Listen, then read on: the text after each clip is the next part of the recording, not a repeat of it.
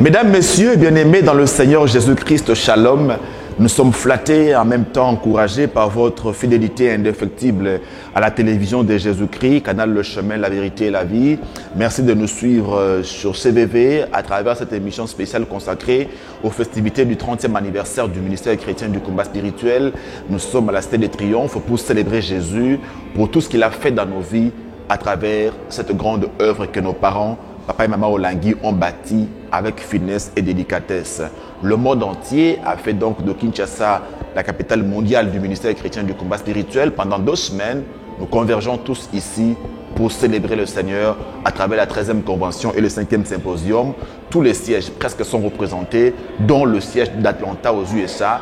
Et pour parler de l'état de santé de ce siège, nous recevons pour vous Papa Bongo, qui est un patriarche pour nous à la JCC. Il est pionnier de la JCC, mais également pionnier du ministère chrétien du combat spirituel. Papa Bongo, shalom. Shalom. Comment allez-vous? Très bien. Le séjour à Kinshasa, il est comment? Très bien. Nous sommes chez nous, voilà. Et on est content d'être dans ces festivités de 30 ans. Je vous ai présenté patriarche, pionnier de ce ministère. Vous avez donc commencé cette œuvre avec papa et maman il y a 30 ans. Est-ce que vous pouviez imaginer qu'un jour on en arriverait là aujourd'hui? C'était prévisible. Pourquoi c'était prévisible? Parce que maman qui avait reçu la vision, elle avait une assurance que personne ne peut stopper.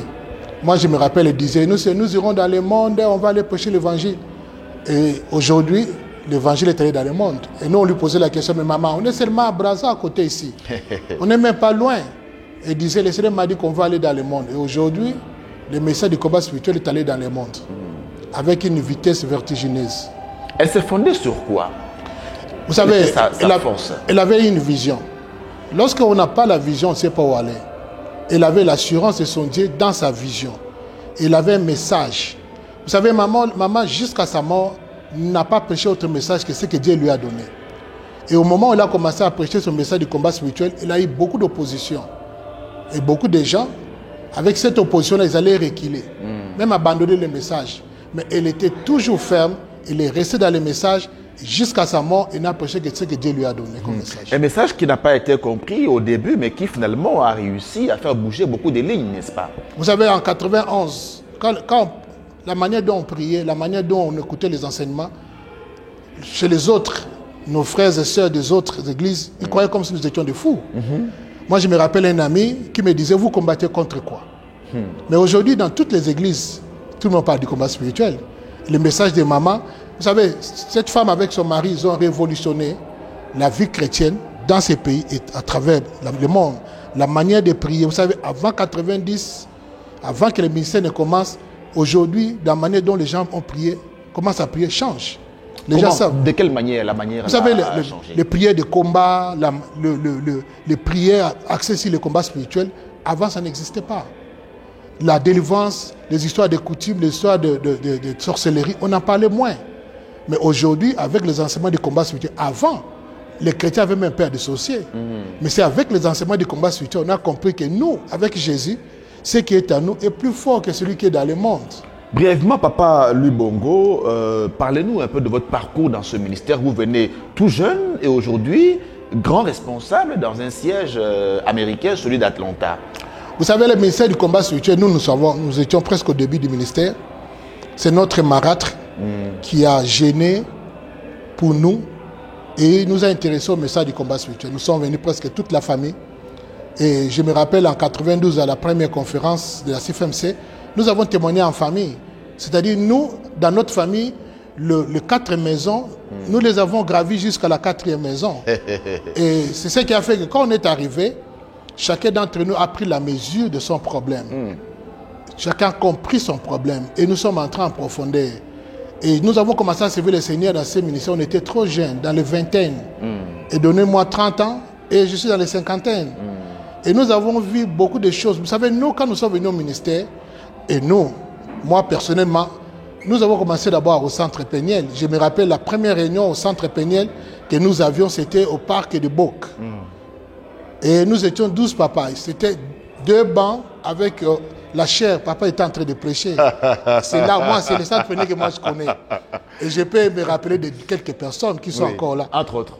papa Léo Madia, le papa Henri, le papa Oleko, papa Lambert, et les frères Tanguy. On est 2 bancs avec la chair 12 devant. papas. 12 papas. Le noyau du centre Péniel. C'est comme ça qu'on a commencé. Et c'était, je crois, un vendredi, samedi, je ne me rappelle plus. Et je me rappelle ces jours-là, papa commençait à parler de nous sommes en guerre. Et cet enseignement est resté dans ma tête jusqu'à aujourd'hui. Et je vous dis que quand j'ai commencé à suivre les affermissements, nous on suivait les affermissements, les mamans en bas. Maintenant, nous sommes allés au VV Santerre. Et les papas, nous, on était au balcon. C'est comme ça que nous, on a commencé. On a suivi les affermissements. Et on est passé à la délivrance. Et nous avons... Le message était tellement fort. Et vous savez, quand on parlait avant les enseignements du combat, à cet âge-là, 22 ans, 23 ans, ça n'avait pas beaucoup de sens. Vous ne compreniez pas grand-chose. Mais ce qui nous intéressait beaucoup, c'était la parole qui sortait. Et nous nous sommes accrochés, on a compris les enseignements. Vous savez, c'est plus tard qu'on a commencé à vivre réellement les enseignements dont papa et maman nous donnaient avant. Et nous nous sommes accrochés avec certains amis, Papa Auguste, Pambi, qui est maintenant Papa Israël, Papa Noé et ma soeur Bernadette qui était du côté de maman. Nous saluons tous de passage, voilà. Ce sont nos patriarches. Beaucoup nous de étions au milieu des papas. À ce moment-là, le papa et maman étaient dans les quarantaines. Nous, on était dans les vingtaines. Vous comprenez au moins. Et c'est comme ça qu'on a cheminé.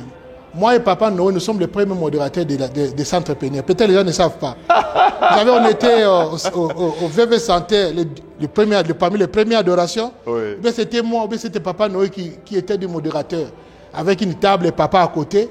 Et mon voilà Dieu. Le faible commencement. Et je me rappelle, quand nous venons au VV Santé, il y avait des concerts un jour avant que nous venions adorer. Et nous venons pour nettoyer la salle, les toilettes. Et je me rappelle un jour, maman est venue avec nous, raclette à main, en train de nettoyer les toilettes. Mon Dieu.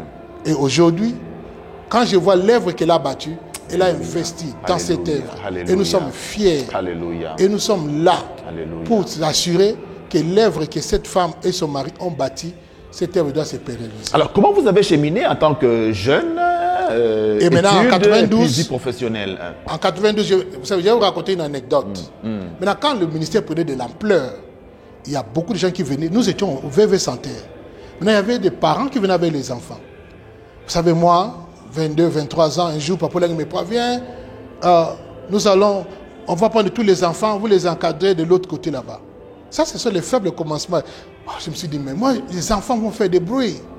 Mais c'était les prémices de la JCC. Alléluia. Maintenant, un jour, il y avait un groupe de jeunes. Là, nous sommes en 91, hein? 91, fin 91. Oui. En 92, maintenant, un groupe de jeunes de Mimosa sont venus en masse. Et maman a appelé maman Bernadette pour les affermir. Okay. C'est comme ça que le noyau de la JCC a commencé. Et on a cheminé. Parmi les jeunes là, il y a papa JP. Non, papa JP venait après. Papa Dédé. Dédé Moukendiki à Washington DC. Oui, oui. Et d'autres frères qui ne sont plus au ministère, d'autres sœurs. Et la deuxième vague, c'est à ce moment-là que notre frère JP Mouganz est arrivé. Tout à fait. Donc, c'est quand maintenant les jeunes commençaient à venir, maman nous a demandé maintenant, prenez la branche de la jeunesse, commencez à former les jeunes. Mais nous-mêmes, moi, maman Bernadette, papa Auguste, papa Noé, nous avons eu la formation totale au centre Péniel. Et on nous a confié la JCC. Et c'était... et nous, on s'est dit, on doit faire quelque chose. Et nous avons commencé la JCC comme ça. Et parmi les premiers JCC, il y a maintenant nos sœurs Ketia, Axa, Enis qui est encore trop jeune, naturellement, qui sont venus Maman à la da JCC. Silva, Oui. et notre sœur Sophie Kimimbi. Ce sont les premiers JCC. Peut-être les gens ne savent pas. Et c'est avec des retraites à l'IPN. Et vous savez, la JCC a fait bouger ce ministère. C'est lorsque les jeunes sont arrivés, il y a eu un boom. Dans cette ville, on a commencé à parler de la JCC. Et nous étions pendant les grandes vacances. Non, l'université était fermée. Lorsque nous sommes retournés à l'université, la JCC s'est dupliquée dans les universités maintenant. À l'IEC, à l'ISTA, à l'INIKI. Et nous avons gagné d'autres personnes là-bas qui sont venus, ces jeunes. Et c'était ça la force de la JCC. Et c'est à ce moment-là que vous avez eu le maître Olivier, le docteur Rémi, le maître Jonathan Moyo, qui sont venus à s'ajouter au corps de ce que nous avons. Et parallèlement, nous formions la JCC Brazzaville. Et je me rappelle tous les week-ends, soit moi, papa Auguste, maman Bernadette était partie, il a donné la première formation, et moi et papa Auguste, on s'alternait. Chaque week-end, on allait former maintenant le papa Roméo Kout, qui est le ressort du centre Péniel. Oui. Le frère Bantimba. Bantimba venait après. Ok. Le maman Romial Nzo. Fifi, Oui. Nzon, Oui. notre sœur qui est en Europe. Oui. Et c'était le noyau, le premier noyau qu'on a formé. Et le ministère, c'est comme ça que... Et moi, je pense que la JCC a métastasé ce ministère. Et aujourd'hui, beaucoup de ressorts de sièges sont les gens qui ont commencé tout petit à la JCC. Et maman le disait, c'est vous l'avenir. Et papa aussi. Aujourd'hui, dans beaucoup de sièges, c'est la JCC. Prenez à Paris, prenez dans beaucoup de sièges, prenez à Birmingham, partout. C'est la JCC qui est. Et quand on disait faire des lances, aujourd'hui, on comprend que c'était vraiment de l'avenir qu'on peut. Alors, vous terminez vos études en économie à l'université de Kinshasa. Aux États-Unis, vous vous retrouvez comment? Vous savez, nous sommes allés d'abord pour la première fois aux États-Unis en 1996. Nous sommes retournés. Et quand j'ai terminé, j'étais à l'université, j'étudiais. Maman m'envoie les chauffeurs. Il me dit, viens vite, on a à te parler. J'arrive, maman me dit, où est ton passeport? J'ai dit, c'est mon passeport. Il me dit, maintenant, vous savez, vous terminez, il n'y a pas de travail. Continuez le travail, continuez l'œuvre en Amérique. C'est comme ça que moi et papa Auguste, nous sommes allés encore maintenant en Amérique. Et c'est là-bas que nous sommes allés. Et le Seigneur a commencé à se... Vous êtes parti comme missionnaire, voilà, dans un premier temps. Et nous avons travaillé au siège de Raleigh. Et vous savez, le ministère a la capacité de se dupliquer. Là, vous arrivez en 2004, hein? Non. En Amérique, c'était 98. Ok. Non, on n'a pas fait de j'ai l'honneur ici. Et maman nous a dit, vous allez continuer vos études, vous allez continuer la vie, mais avec l'esprit missionnaire. Et c'est comme ça, papa Auguste est allé à New York. Moi, je suis allé à Atlanta et c'est comme ça que les sièges ont commencé à se développer. Alors, comment vous avez justement développé les sièges en Amérique? J'arrive à Atlanta, j'étais dans un appartement, 2-3 personnes commencent à prier au salon. Après quelques semaines, le salon était bondé. Il n'y avait plus de place de mettre les gens. Vous savez, le fait du combat spirituel, on ne peut pas l'éteindre. Alléluia. Vous savez, si tu veux éteindre le combat spirituel, tu vas te brûler toi-même. On trouve une salle et la ville commence à bouger. On parle partout du combat spirituel. Vous savez, quand le combat vient, ça change tout. Tout à fait. Et ça commence à... Vous savez, nous amenons un évangile nouveau. Un évangile que les gens ne parlent, dont les gens ne parlent pas souvent. Et c'est comme ça que le Seigneur a commencé à se glorifier. Les gens venaient de partout. Moi, j'ai recevais les gens qui faisaient 8 heures pour venir suivre les enseignements. 8 heures de route. Et le Seigneur s'est glorifié. Et à partir de ça, nous avons commencé à aider les autres sièges aussi. Maman m'a demandé d'aller voir les gens. Quand l'Aurore a commencé, d'aller voir comment ils ont commencé. Et je commençais à enseigner aussi à Charlotte, d'aller à Charlotte presque chaque week-end pour les affermissements. Nous sommes les enfants de ce ministère. Nés et grandis. J'ai fait plus d'années dans ma vie dans ce ministère qu'en dehors de ce ministère. Et vous comprenez, c'est ça ma vie. Un pur produit de ce ministère. Alors, on a aujourd'hui combien de sièges en Amérique et comment se présente-t-il de manière générale? Nous avons au moins 10 sièges. Nous avons Houston, nous avons Dallas, nous avons Atlanta, nous avons New York, nous avons Aurora, nous avons New York, nous avons Charlotte, nous avons Raleigh, North Carolina, nous avons le noyau de Portland. Nous avons 10 sièges. Et il y a des sièges où on nous demande, c'est pas aller. Il y a des endroits comme en Californie, quelqu'un vient et dit, on a besoin de ce ministère. Il y a des gens de Floride qui cherchent. Et vous savez, il y a les travaux que vous faites CVV, vous ne comprenez pas. Vous aidez les endroits où les gens ne peuvent pas créer les sièges. Il y a des sièges qui se créent. Vous créez des sièges. Amen. Et moi, je pense que CVV, le Saint-Esprit utilise beaucoup le CVV pour amener les sièges où les hommes physiquement ne peuvent pas arriver. La vision de papa et maman Olagui, c'est justement cela. Vous savez, la vision de papa et maman Olagui est restée la même. La vision de papa et maman Olagui, leur message, gagner les âmes pour Jésus, le former pour les délivrances, faire des adorateurs, c'est ça le résumé. Les gens viennent, nous les formons au combat spirituel, nous les amenons à la délivrance. Et ces gens-là qui adoraient les fétiches, qui adoraient les femmes, qui adoraient l'argent, ils commencent à adorer Jésus. Voilà la synthèse même de leur vision. Parallèlement à votre vie missionnaire, Papa Bongo, comment vous avez alors eu à évoluer sur le plan professionnel? Vous savez, parallèlement, quand nous servons au Seigneur, j'étais étudiant à l'université. J'ai terminé en économie, je suis allé en Amérique, j'ai repris encore les études là. Vous savez, les gens croient que quand on prie, on est bloqué. Non. Vous savez, c'est nous. Tout ce que nous apprenons, nous amenons dans les milieux professionnels. C'est là la différence. Et vous savez, j'ai commencé, en Amérique, j'ai commencé vers les bas pour avoir le poste de manager, de conduire les gens. Et les gens se posent des questions, mais toi, tu es différent. Un Africain différent. Vous savez, la différence, c'est la formation qu'on a eue au combat. Amen. La formation qu'on a eue aux côtés des parents. Vous savez, être à côté des parents, c'est toute une formation, c'est toute une école. Ça vous encadre beaucoup de choses. Est-ce que résume en quoi cette formation-là, Papa Bongo? Vous martelez sur ça. Vous savez, la vision de ces ministères, c'est il y a les enseignements, Et il y a aussi la manière de faire vivre en tant que chrétiens combattants. Vous savez, nous ne sommes pas des chrétiens seulement. Nous sommes les chrétiens combattants, c'est-à-dire des gens qui amènent l'évangile et des gens qui combattent. Nous combattons les ténèbres, nous combattons les géants, nous combattons les dominations. C'est ça l'esprit combat, c'est-à-dire la manière de vivre en société, les savoir-faire, les savoir-vivre. Et tout ça, beaucoup de choses, nous les avons appris au pied des parents. Moi, je vous rappelle, une fois, nous étions à Londres avec maman en 2003. Elle était assise à côté de moi et me demande d'appeler quelqu'un au téléphone. Quand la personne prend allô, je donne à maman. Et maman me dit non, c'est pas comme ça qu'on fait. Elle me montre comment. Quand tu prends, tu parles avec la personne et tu cherches qui est au téléphone et tu passes au téléphone. Vous savez, à côté d'eux, on a beaucoup à vivre. Et je vous dis, une fois, nous étions à un mariage. C'était à Raleigh. Le matin, j'étais habillé en tenue claire. Le soir, j'étais habillé en tenue sombre. Papa m'appelle, me dit non. Il fallait le matin que tu sois de cette manière et le soir que tu sois de cette manière. Vous savez, la vie à côté des parents, c'est comme la vie de Jésus avec ses disciples. On prêchait la foule et quand il était avec les disciples, il leur donné la matière, la manière de vivre, la manière de faire. Et nous étions au début les jeunes. Il y avait un des frères parmi nous qui portait un pantalon jusqu'ici. Papa lui a dit non, un serviteur de Dieu ne porte pas pantalon jusqu'ici. Un serviteur de Dieu a une manière de se coiffer. Vous savez, ce sont les enseignements. Comment vivre. Vous savez, serviteur de Dieu, ce n'est pas seulement l'évangile. Ta vie, c'est l'évangile aussi. Le témoignage de ta vie, c'est l'évangile. La Bible dit, ils l'ont vaincu à cause du sang de l'agneau et par la parole de leur témoignage. Lorsqu'ils parlent de Jésus. Et nous sommes, vous savez, moi, quelqu'un m'a dit il y a quelques semaines, mais comment vous étiez à l'université? Moi, je n'ai pas connu le combat spirituel. Je lui ai dit, il y a eu beaucoup de... Tu étais aveuglé. Je lui ai dit, il y a eu beaucoup d'amis qui écoutaient les enseignements, qui nous suivaient. Vous savez, dans mon auditoire, mes amis peuvent m'écouter. Tout le monde savait, il y a un combattant là-bas. Je vous donne un cas. Le jour de l'examen, quand vous venez à l'examen, tout le monde sait que le combattant, Papa Bongo va être devant. Lui ne triche pas.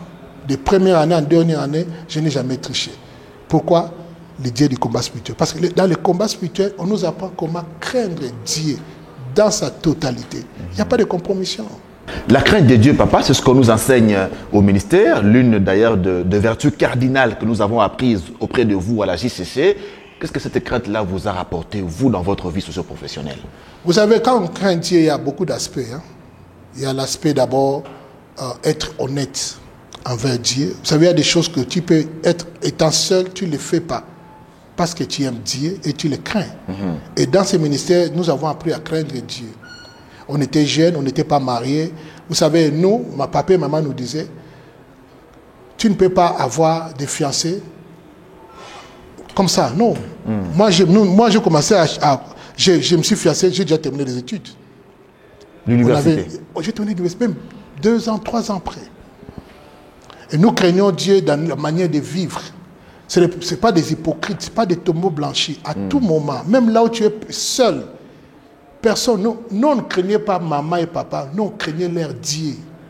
Et ils martelaient. La crainte de Dieu, c'est le commencement de la sagesse. Quand quelqu'un craint Dieu, partout où il va, il aura du succès. C'est comme une carte blanche. Vous savez, quand quelqu'un ne comprend pas, la crainte de Dieu va l'amener plus loin, il va faire des choses en semblant. Mais moi, avec mes amis, nous avons craint Dieu toute notre vie. Et ça a beaucoup payé. Ça paye aujourd'hui. Aujourd'hui, nous sommes des responsables, nous avons des familles. Nous, on ne parle pas de matériel.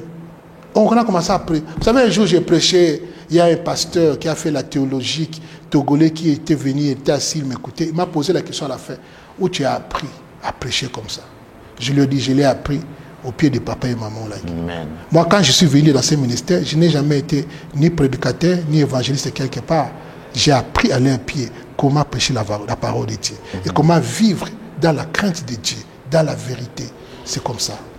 Une dizaine de sièges, Fondation Langui Wosho en Amérique. Comment vous êtes préparé pour ces festivités de 30 ans? Vous savez, les festivités de 30 ans, nous savons qu'il y a eu des Covid. L'Amérique était pleinement frappée par Tout à fait.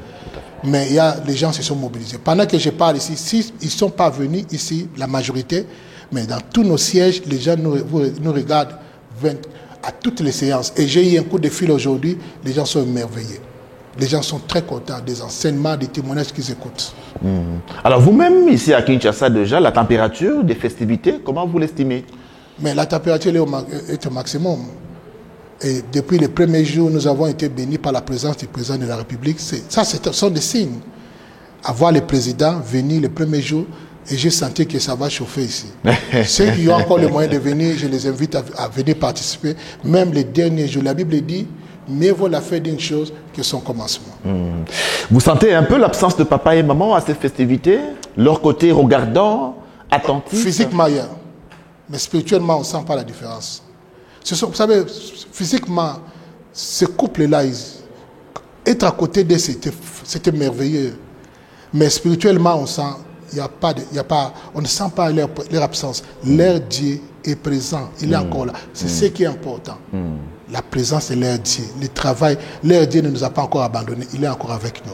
Papa Alain Gabriel Olangui ne cesse de mettre les curseurs sur la continuité. Il nous demande de bâtir sur le fondement hérité fidèlement. Qu'est-ce que vous en pensez? Vous savez, quand les gens parlent de la continuité, oui, mais la continuité est fonction du fondement. Pendant 25 ans, vous ne pouvez pas construire un grand immeuble si vous ne creusez pas en profondeur. Papa et maman ils ont bâti une fondation que personne ne peut écrouler. Leur sacrifice, l'amour qu'il avait pour l'œuvre. C'est pourquoi je vous garantis, la fondation, aussi longtemps que personne ne détruit la fondation, la continuité va être beaucoup plus meilleure. Je sens qu'ils avaient bâti un grand travail. Vous savez, dans beaucoup de gens qui viennent ici, dans leur cœur, les enseignements que papa et maman ont donnés est en train de c'est comme le ruminant. Ça, à tout moment, les enseignements. Vous savez, un jour, avant que je ne vienne ici, on a mis l'enseignement de maman de 2015. Quelqu'un m'a dit, c'est comme si elle est vivante. Et les enseignements de papa et maman sont encore vivants dans nos pensées. Et je les vois et je les sens. Et moi-même, je peux même dire, la continuité de ce que nous voyons aujourd'hui, c'est fonction de notre fondation qui est solide. Papa Bongo, vous êtes l'un des grands responsables dans ce ministère. Vous dirigez le siège d'Atlanta. Vous parlez de la vision, de la continuité. Comment vous vous comportez-vous au niveau d'Atlanta et en Amérique en général pour maintenir justement cette vision-là, pour pérenniser cette œuvre? Vous savez, aussi, l'unique chose qui va nous aider à rester dans la continuité, c'est de ne pas quitter le message. 30 ans, j'ai écouté le même message. Je n'ai pas autre message que celui que j'ai écouté ici. Et nous devons continuer à pérenniser le message, à ne rien ajouter comme on a dit à Josué, ni à gauche, ni à droite. Vous savez, pendant 30 ans, les enseignements de papa et maman, c'est la crainte de l'Éternel, sur le combat spirituel, sur la coutume, sur la sorcellerie, et tellement, c'est dans notre ADN maintenant. Et nous devons les transmettre. C'est la meilleure manière où on peut pérenniser, où la continuité va être correcte. La manière de vivre des parents. Vous savez, papa et maman, ils mettaient l'accent sur les lèvres, pas sur l'argent. Un jour, maman m'a dit, 2 ans avant qu'elle meure, elle a dit, votre ministère vous appartient. Partout où vous irez, s'il y a un problème, s'il faut donner ton argent, il faut le donner. Elle donnait son argent pour l'œuvre. Nous aussi, nous devons continuer à faire ce qu'elle faisait. Si nous voulons vraiment, dans nos sièges, continuer avec l'œuvre que papa et maman ont bâtie, marchons comme eux. La Bible dit, soyez mes imitateurs comme moi je l'ai à Christ. Ça c'est Paul qui disait. Si nous imitons les parents, l'œuvre, l'amour qu'ils avaient. Vous savez, moi j'ai vu l'amour de maman et papa pour l'œuvre. Maman était prête à tout faire. Et je vais vous raconter une anecdote. Nous étions avec maman à Lagos en 2008. Et maman m'a demandé de prendre un taxi pour qu'on aille à Redeem Church. Elle avait une conférence là-bas. J'ai pris le taxi, j'ai dit à ces gens-là, il m'a dit 100 000 naira. Comme tout Africain, j'ai commencé à discuter. Ma mère est venue me taper à l'aéroport et dit, pour Jésus, je suis prêt à tout dépenser. Il m'a ramassé de nulle part. Il m'a délivré, il a changé la vie de mes enfants. Pourquoi vous discutez? Nous allons pour Jésus. Vous savez, ces jours-là, ça m'a marqué. Et depuis ces jours-là, à cause de Dieu, je ne discute pas. Et c'est ce qu'elle était.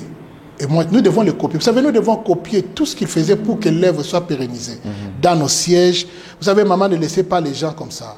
Les gens manquaient à manger, les gens souffraient. Elle aimait tellement son ministère, elle avait tout donné. Elle était prête à tout vendre pour son œuvre. Voilà les choses que nous devons copier. Vous dites que nous devons garder le message, il ne faudra pas l'adapter un peu à certaines circonstances. Vous savez, qu'est-ce qu'on appelle adaptation? La Bible n'a jamais été adaptée. La Bible est restée la même des siècles. Le message est resté le même. Le message va continuer. Et ce message a été accompagné par la manière de vivre de papa et maman. Comment vous savez, ils restaient tard pour l'œuvre. Ils aimaient tellement leur ministère. Moi, je pense qu'ils ont beaucoup donné. Et vous vous rappelez, à 60 ans, maman a dit, j'ai travaillé comme si 120 ans. C'est-à-dire, elle a travaillé doublement.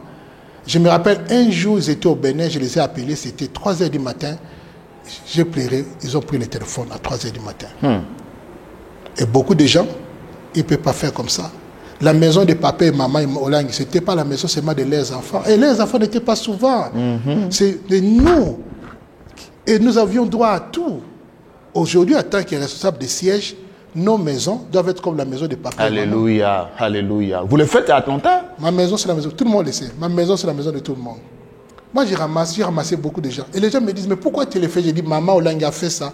Moi, je l'ai fait. Alléluia. Et maman ne demandait pas de quelle nationalité, quel pays. Cette maison-là a été remplie de tout le monde, de Camerounais, de Congolais, de Brazza, de Congolais, de toutes les nations. Elle était, vous savez, la qualité qu'ils avaient, la meilleure, c'était parents. Maman disait, je ne suis pas un bishop. Chef spirituel, mais elle était parent. C'est-à-dire, parent, c'est quelqu'un qui s'occupe de ses enfants. Et maman connaissait les problèmes de tous ses enfants. C'est la meilleure qualité. Et si nous voulons demeurer dans la continuité, nous devons faire des choses comme papa et maman les faisaient. De l'Amérique où vous êtes, Papa Le Bongo, quand vous regardez la marche de l'œuvre avec le nouveau leadership, ça vous rassure qu'on est dans le bon? Vous savez, l'œuvre continue. Le nouveau leadership, il continue à pérenniser l'œuvre laissée par les parents. Et nous les soutenons. Et nous les avions dit, vous avez notre main d'association. De travailler de la main dans la main, comme des disciples messagers, pérenniser l'œuvre. Festivité des 30 ans, et après, qu'est-ce qui va changer selon vous? Nous continuons. Le travail est encore long. Nous, on a encore beaucoup d'années devant nous, nous continuons. Et j'ai toujours dit aux jeunes, moi j'avais 22, 23 ans. Et en ce moment-là, papa avait, je crois, 43, 44, maman avait 40 ans. Projetons-nous dans chaque 20 ans. Nous avons besoin des jeunes dans 20 ans qui prennent aussi le leadership du ministère dans beaucoup de départements. C'est pourquoi les jeunes, c'est notre pépinière. Nous devons aussi songer, s'assurer que la JCC sera vraiment la vraie relève. Parce que nous ne voulons pas quelque part qu'il y ait des couacs, qu'il y ait des broken. Non, nous devons continuer. Nous formons la jeunesse et nous continuons. Dans nos sièges, partout, nous devons tenir compte de demain. Demain, nous aurons besoin de ces jeunes. Justement, demain, nous aurons besoin de ces jeunes et l'année prochaine, on va fêter les 30 ans de la JCC. Un mot particulier à toute la JCC par rapport à ça. J'aimerais dire à la JCC d'être des modèles, d'impacter la société. Vous savez, moi j'ai toujours combattu, quand la JCC est résumée seulement, non, la JCC ce sont des cadres. L'onction est là. Ah oui, mais l'onction, mais seulement, vous savez, ce n'est pas les enfants, ce sont des cadres. Vous imaginez au moins 25, 24, 26, ce sont des cadres. Et moi je pense que si la JCC prend la mesure des choses auxquelles nous attendons qu'ils vont devenir, ils vont se mettre debout. Vous savez, nous, à notre époque, quand la JCC commençait à prier, c'est tout le monde qui voulait venir. Et ils ont encore la force, ils ont encore la vitalité. La force que j'ai aujourd'hui, il y a 30 ans, je n'avais pas. J'avais plus de force que cela. L'énergie que la JCC a aujourd'hui, nous devons la canaliser. Nous devons préparer la JCC à prendre les responsabilités de demain. Vous savez, moi, je dis, on ne peut pas rester JCC éternellement. À un moment, la JCC doit monter aussi, aller faire, commencer à être des centres péniels. Et c'est comme ça, c'était ça même la vision des parents. À un moment, les jeunes, ils entrent. Vous savez, moi aujourd'hui, j'ai 51 ans. Vous n'allez pas m'appeler JCC. J'ai 3 enfants. Mes enfants vont bientôt à l'université. C'est-à-dire, je forme mes enfants comme la JCC pour qu'ils prennent aussi ma place demain. Et je pense que la JCC a un grand rôle à jouer dans ce ministère. Papa Louis Bongo, patriarche de la JCC, pionnier du ministère chrétien du combat spirituel, 30 ans. Vous avez donc vécu tout ce parcours de combattant. Un mot pour conclure en rapport avec ces festivités. J'aimerais dire à tous les combattants, ensemble, dans l'unité, dans l'amour, l'œuvre va aller plus loin. C'est ce que je peux dire aux gens. L'unité, l'amour. Vous savez, si nous aimons ces ministères, nous allons nous tous nous déployer. Chacun partout il est. Pas évitons les... Vous savez, il y a beaucoup de gens qui sont hypocrites. Aimons les ministères dans nos... Vous savez, nous, c'est comme une vie. 30 ans à un seul endroit, c'est comme une vie. Et nous, quand nous sommes venus dans ce ministère, nous ne savons pas que le voyage existait. Les bénédictions. Nous aimions ce Dieu de tout notre cœur. Et aujourd'hui, nous sommes en train de récolter les dividendes de tout ce qu'on a comme semé dans ces ministères. Le Seigneur nous bénit dans nos travaux, dans les activités, dans les affaires. Et nous sommes très contents. Et nous voyons comment le Seigneur est en train de faire beaucoup de choses au milieu de nous. 30 ans, c'est toute une vie. Papa Lubongo l'a si bien dit. Aimons donc cette œuvre de tout notre cœur, comme papa et maman Olangui nous l'ont montré, et nous irons de l'avant. Papa, merci de votre disponibilité. C'est moi qui vous remercie pour le temps. On vous retrouvera prochainement. Mesdames et messieurs, merci également à vous pour votre attention soutenue. On se retrouve donc pour un autre numéro de votre émission spéciale Festivité 30 ans du ministère chrétien du combat spirituel. Soyez bénis au nom de Jésus-Christ. Amen.